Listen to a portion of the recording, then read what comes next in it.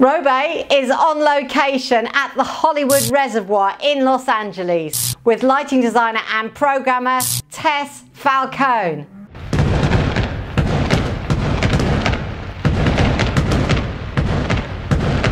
How do you know this location?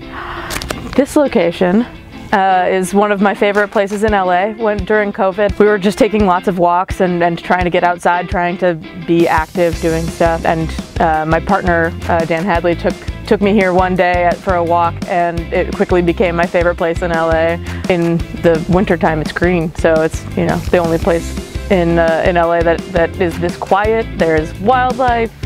And so we made it a point to come here often during COVID times, and now whenever we get a chance, we'll still, you know, take a run around or take a walk around. And also just behind you are those famous Hollywood letters. So unless you were here, you wouldn't think you were in LA. Exactly. So yeah, a very cool location. Yeah. So we're going to take a little bit of a trip back for the next question and talk about when you first got interested in lighting, and why was there like a eureka moment or something happened? Or I used to go to a lot of concerts when I was in high school and college, and I went to a Justin Timberlake concert around the same time that I was starting to do theater classes in college. I had done theater in high school before, but I was, you know, as most people in higher education think, the arts are not really where real jobs come from. And so I was trying to do a science course, and I realized that I still really missed theater, and so I started taking more theater classes, and I met the lighting professor at Willamette University. Her name is Rachel Kinsman-Steck, and she's just a lovely person. She's hilarious, and she taught me how to hang and focus lights, and she was kind of piquing my interest a little bit right around the same time that I went to that Timberlake concert, where I was just staring up. I was like, oh, this is cool. There's lasers going everywhere, and it's like, okay, interesting. As the years progressed and I started getting bored with the science route, I was still going to more shows and more shows and more shows. And so I ended up going to a concert and just talking to the house lighting guy. And that was in Denver, yeah, at the Summit Music Hall. His name is Jamil Kara, and he just nicely took me under his wing and taught me everything he knew. And from there, I ended up meeting a bunch of touring LDs from there, and they eventually got me on my first tour. Fantastic. Was there a significant event or, you know, a break that you had early on? Yeah, one of those touring LDs, his name was Brock Hogan, and he had been the LD for a tour that I had seen, and a few bands that I was interested in at the time. And you know, there's such a shortage of lighting people in our industry all the time, and especially for smaller bands. And so he was looking for coverage for one of the bands that I liked at the time. And he said, hey, can you go on this tour? I know that you've been working at these venues, but do you feel like you could do this tour for me? I said, yeah, that sounds great. I would love to do that. He's like, cool, well, it's opening for J-Lo in Brazil. I lost it. You've got to be kidding. That's not real. What was the band called? Their name is Cobra Starship. Right, excellent. Yeah. So, brilliant. I was going to ask if you faced any challenges as a woman in a still very male-dominated industry. Of course, of course. You know, from starting out with smaller bands working at smaller venues, you run into a lot of stagehands who are not as keen to listen to a woman and to take direction from a woman.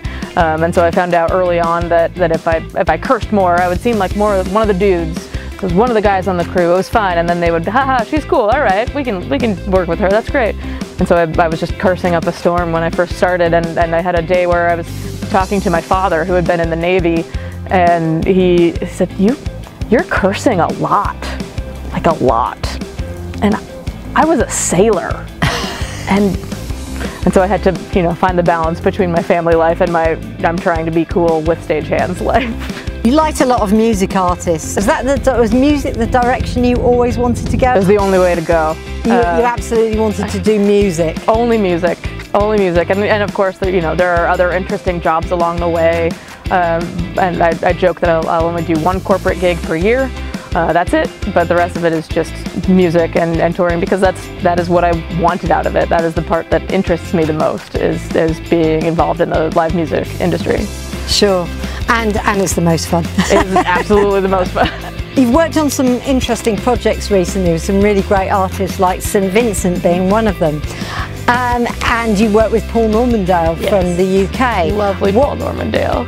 What was that whole experience like of working with Paul and working with Annie from St Vincent? It was just a dream. I've been a fan of St Vincent since I ran spotlights for her on her tour with David Byrne a few years ago, and I was really intrigued by her, and then she put out a hard rockin' record a few years later that I was obsessed with for a time. And so when this tour came around, I was available, and I kept having to just poke the management company and say, hey, is this available? Can I do? I'm here. Can I do this thing? Does Paul have a? No. Okay. I want to do. Please let me do this. And so they finally caved and let me do that. And it was so wonderful. Paul is such a nice human, and he was only there to join us for rehearsals for a few days. He didn't even get to see a show, but our time there was so good, and he was just such an even-keeled person. That, like, whenever we were dealing with Annie, and Annie herself is wonderful as well. It's just very, very kind and knows what she wants and has no trouble articulating it. But it was really a nice balance to have him there too for those moments. Is there a favourite show that you've designed or been involved in, and why? I don't do as much design work as I do programming and operating. That was definitely, the St. Vincent stuff was my favorite programming-wise. But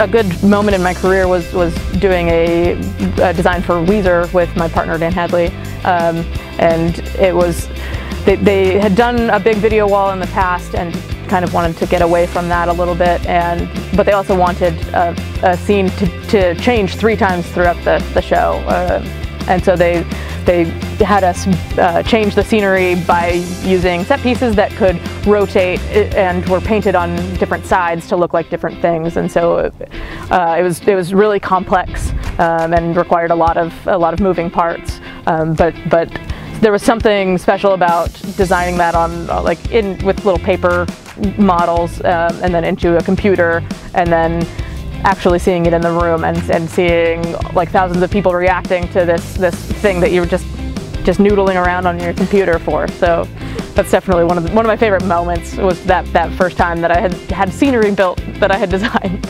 Looking back over your career, which I know has spanned at least about 10 years, you've done lots of shows. I'm sure there's lots of highlights and memorable moments. But if you had to choose one that you could share with us on this interview, absolutely, what would it be? It was a recent one, and it was all because my partner is the Foo Fighters lighting designer, and they had the tragedy of losing their drummer last year, and so they did 2 tribute shows, one at Wembley Stadium and one at the Forum here in LA.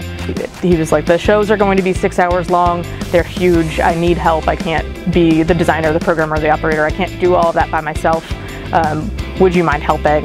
To sweeten the deal, he offered me the chance to run lights for the Queen portions of the set, which is one of my favorite bands of all time. And so getting to run lights for Queen at Wembley Stadium was just a dream, and I was crying the whole time. It was very emotionally charged. And we hadn't slept for 5 days, so it was I was just crying the whole night for various reasons. It was very sad, but it was also very exciting. And we like to say that we had an audience with Brian May and Roger Taylor, because they had some questions about the lighting, and so we got to meet them, and it was just... What's the coolest, most unusual or standout venue that you've worked in? Ooh. I did a small tour last year with Jimmy Eat World, and we got to play in the Pelham Caverns in Tennessee, and that's just, you're literally doing a show in a cavern underground. And so when you're setting up the lights, and you say, okay, well, you can put them here and here, but you can't put them over here and here and here because that's the flood zone. I'm sorry, what? They're like, oh yeah, the whole cavern floods out once in a while, like pretty often. Oh, okay. that's a thing you have to worry about. That's crazy. And you know, it's fun. You put a teensy bit of haze in the room and it just stays forever because it's just so musty down there. And it was wild. I really wish that I could do another show there because I just, now that I've seen it, now that I know what it's like, what the possibilities are, I would love to just do something that was bespoke for that room. What do you most love about your work? Oh, I love running shows. I love hitting the buttons with the timing, like with the band. I think it's the most fun thing, and just seeing the audience react to that, and I just love it. I just lose myself in the music a little bit, and it's, yeah. Fantastic. Why do we need light in our lives? It changes everything. I mean, as you can see right now, this lighting, the sun is so good. It makes everything happier. It sets the mood. It shifts your focus, and it can truly affect anything. It's the best.